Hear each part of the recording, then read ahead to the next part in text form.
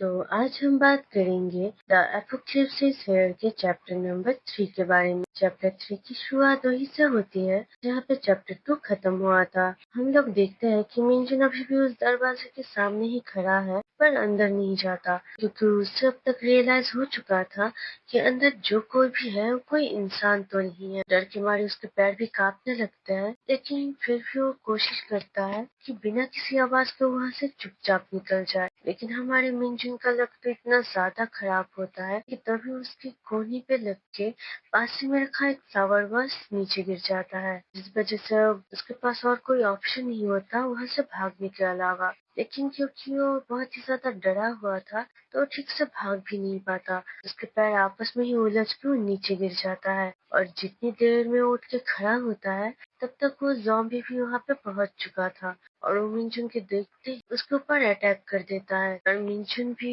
Time रहते नीचे झुक जाता है, जिस वजह से वो ज़ॉम्बी लगभग गिरने ही वाला था। तो मिंजुन भी उसकी थोड़ी मदद कर देता है, पर इस हादसे के तुरंत बाद वो दोबारा डर भी जाता है। उसे यकीन नहीं हो रहा होता कि आखिर ये क्या हो गया। उसने किसी को धक्का दिया। वो जल्दी से भागकर अपने रूम में आ जाता है और हम देखते हैं कि वो बहुत ही ज्यादा डरा हुआ है। वो हाँफते हुए कह रहा है, क्या ये क्या हो गया? हम अब तक जरूर जिंदा नहीं होंगे। मैंने किसी को मारा। फिर वो अपने हाथों की तरफ देखता है और कहता है, नहीं, ऐसा नहीं हो सकता। ये मेरी गलती नहीं है। ह्यूम ने मुझ पे पहले अटैक किया। वैसे तो सभी को पता होगा, लेकिन फिर भी जिन लोगों को नहीं पता है, कोरिया में जो लड़के हैं वो अपने बड़े भाई को ह्योंग बुलाते हैं। फिर हम देखते हैं कि लगभग रात हो चुकी है और मिंजुन अभी भी अपने रूम में ही बैठा हुआ है। उसने लाइट्स भी ऑन नहीं की और अपने दिले दिल बोले जा रहा था, मैंने किसी को मारा है, ये मेरी गलती है। वो ये यकीन ही नहीं कर पा रहा था कि उसने किसी को धक्का दिया है और अपने इस गिल्ट के कारण वो खुद को भी खत्म करने के लिए बाहर आ जाता है। और जैसे वो बाहर आता है और देखता है सामने एक ज़ॉम्बी खड़ा है और ये ज़ॉम्बी भी मिंजुन को सेंस कर लेता है और वो जैसे पीछे मुड़ता है तो मिंजुन देखता है कि ये वही लड़का है, जिसे देख के मिंजुन थोड़ा चौंक जाता है और वो कहता है, क्या वो अब तक जिंदा है? पर फिर वो उसे थोड़ा ठीक से देखता है तो उसे पता चलता है कि उसकी गर्दन और एक पैर टूट चुकी है। लेकिन उसके बावजूद भी वो भी जिंदा है और वो उसकी तरफ घुराते हुए आगे बढ़ रहा है, जिसे देख के फाइनली मिंजुन को रियलाइज हो जाता है कि उसके सामने खड़ा ये कोई इंसान नहीं है। उसने किसी इंसान को धक्का नहीं दिया है, वो एक ज़ॉम्बी है जिसे उसने धक्का दिया था। पर फिर भी वो उसकी तरफ देखता है और धीरे धीरे उसे सॉरी बोल के अंदर आ जाता है। फिर हम देखते हैं अगले दिन का सीन। बेंजिन सुबह उठ के अपना खाना खत्म करके वो बोल रहा था, अब तक ऊपर से ह्यूम के अलावा और कोई भी बाहर नहीं आया है, मतलब शायद यहाँ पे और कोई ज़ॉम्बी नहीं बचा है। क्या मेरा दोबारा ऊपर जाना सही रहेगा? मदद के लिए मुझे ऊपर जाके आग जलानी पड़ेगी। मुझे लगता है कि मुझे कल शायद बाहर जाना चाहिए।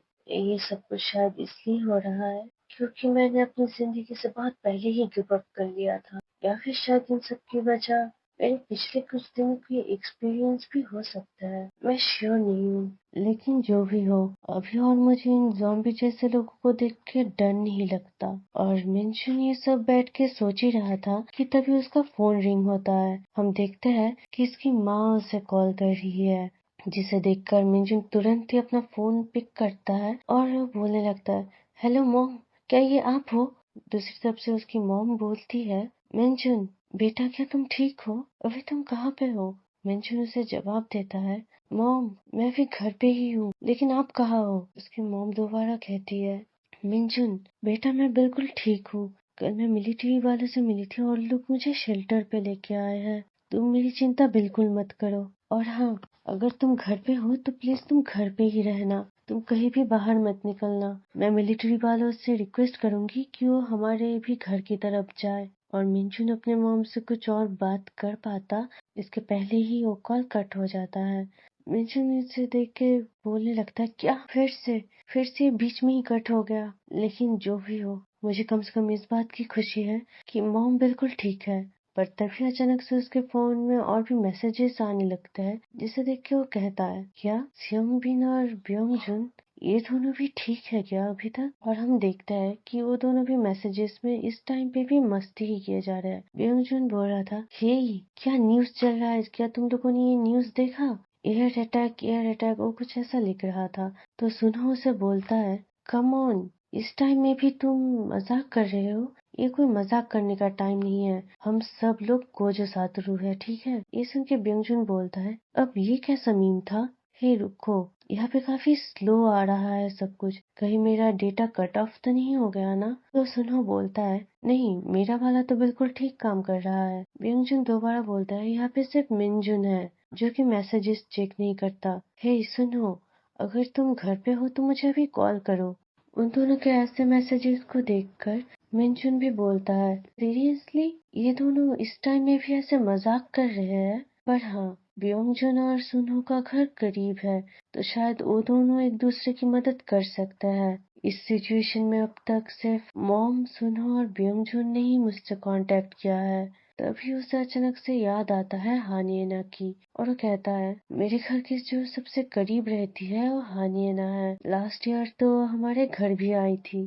फिर वो याद करने लगता है उस टाइम को और हम देखते हैं कि उस टाइम पे जियोंगबिन और उसके कुछ छपरी दोस्त मिनजुन के घर आए हुए थे और वो बातें कर रहे थे कि हानिएना ने उनसे इंस्टाग्राम पे कांटेक्ट किया और जियोंगबिन से भी इंट्रोड्यूस करवाने को कहा, वगैरह वगैरह बातें। लेकिन यहाँ पे ये लड़के जो बातें कर रहे हैं वो कुछ खास इम्पोर्टेंट नहीं है, तो इसलिए मैं इनकी बातों को कवर नहीं कर रही हूँ। और फिर हम देखते हैं कि जियोंगबिन अचानक से बोलता है कि हानिएना ने उससे कांटेक्ट किया है, वो लगभग पहुंच ही गई है। तो दूसरा लड़का बोलता है, ठीक है तो मैं बाहर जाके उसे लेकर आता हूँ। पर तभी कोई और बोल रहा है, क्या सच में वो यहाँ पे आ गई है? और फिर हम देखते हैं कि हानिएना सच में वहाँ पे आई थी, पर वो कुछ खास खुश नहीं लग रही होती इस घर को देखकर।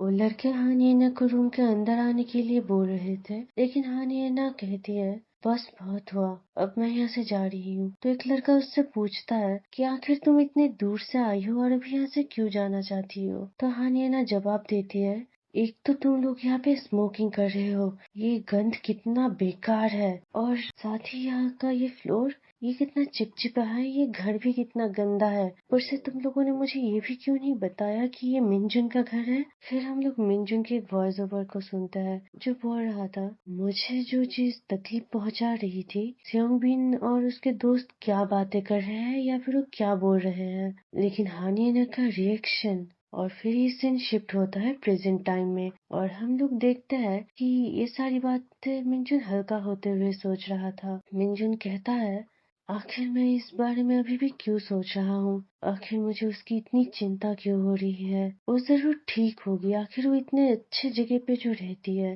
पर तभी उसे अचानक से आवाज आता है कि कोई उसका नाम पकड़ के चीख रहा है, जिससे वो थोड़ा चौंक जाता है और वो कहता है, क्या अभी किसी ने मेरा नाम पुकारा? कहीं मैंने कुछ गलत तो नहीं सुना ना? पर तभी दोबारा आवाज आती है, कोई चीख चीख कर बोल रहा था, हे मिनजुन, तुम अंदर हो ना? मैंने अभी तुम्हारी आवाज सुनी। अगर तुम अंदर हो तो प्लीज अब मेरे लिए ये दरवाजा खोल दो, जल्दी करो। और तभी मिनजुन कहता है, क्या?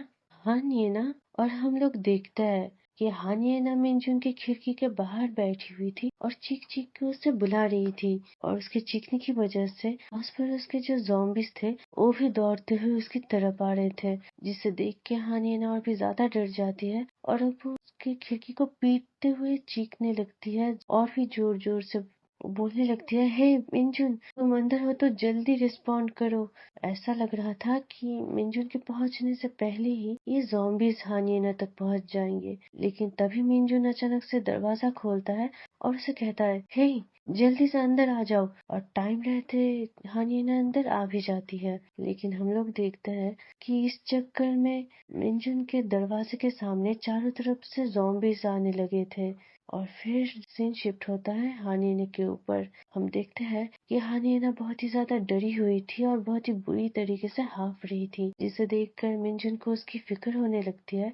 पीछे से आकर उसे पूछता है, हे हानिएना, तुम ठीक तो हो ना? आखिर तुम यहाँ पे क्यों आ गई? और उसका बात खत्म होता ही है कि हानिएना उसका टी शर्ट पकड़ के उसे नीचे खींच लेती है अपने साथ, जिस वजह से उसे समझ में नहीं आ रहा होता कि आखिर उसके साथ क्या हो रहा है। पर हानि है ना उसके कांधे पे सर रख के रोए जा रही थी और वो रोते हुए बोल रही थी आखिर ये सब क्या हो रहा है बाहर। और ये कहानी यहीं पे खत्म होती है और अब हम लोग मिलेंगे इसके अगले चैप्टर में। तब तक के लिए आप लोग मुझे लाइक और सब्सक्राइब कर लीजिए और बेल आइकन को भी ऑन करना मत भूलना ताकि इसके आगे के आने वाले चैप्टर्स कहीं आपसे मिस ना हो जाए।